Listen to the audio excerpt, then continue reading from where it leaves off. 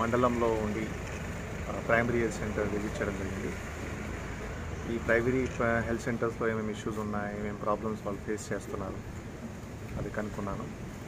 ఇంకా కాకుండా delivery status ఏమిటి ఇక్కడ, మరియు గ్రౌండ్ లెవెల్లో మనం ప్రివెన్షన్ యాక్టివిటీస్ ఏం చేస్తున్నాము, మలేరియా ప్రివెన్షన్ కోసం టెస్టింగ్ ఎట్లా చేస్తున్నాము, డెంగ్యూ కోసం టెస్టింగ్, తర్వాత డ్రగ్స్ సంబంధించి ఇష్యూస్ ఏమేమి ఉన్నాయి, డ్రగ్స్ టైంకి వస్తుందా లేదా కూడా చెక్ చేయడం జరిగింది. ఇంకా కాకుండా ఇమ్యునైజేషన్, వ్యాక్సినేషన్ కూడా ముఖ్యంగా మన గవర్నమెంట్ ఆదేశం వరకు ప్రతి తండ్రి, ప్రతి తల్లి కనీసం 2 సంవత్సరం చిన్నపిల్లకి ఏమేమి ఇమ్యునైజేషన్ చేయాలి, వ్యాక్సినేషన్ చేయాలి, ఒక షెడ్యూల్ ఉంది.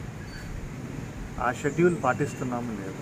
నేను ఒక ఎగ్జాంపుల్, ఇప్పుడు వరకు ఒక 3 నెలలు చూస్తే 190 డెలివరీ చేయడం జరిగినాయి ఈ పిఎస్సి పరిధిలో, ప్రైవేట్ హాస్పిటల్ కలిపి, ఏరియా హాస్పిటల్ కలిపి.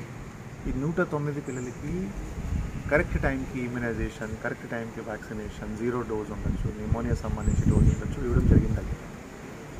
సో ఈ ఒక డైరెక్షన్ ఇచ్చాను, time to time immunisation, vaccination 100% చేయాలి. ఇంకా కాకుండా డ్రగ్స్ సంబంధించి ఇష్యూస్ తెలుసుకున్నాను. సో దట్ టైమ్స్కి డ్రగ్స్ రావాలి.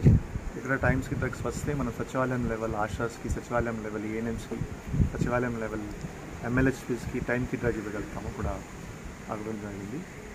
తర్వాత కొన్ని హాస్పిటల్స్లో ఇంకా ఇంప్రూవ్మెంట్ చేయాలి. సో నెక్స్ట్ ఒక 2 వీక్స్లో ఇంప్రూవ్మెంట్ కార్యక్రమం కూడా చేయడం జరుగుతుంది. సార్ నేను నాకు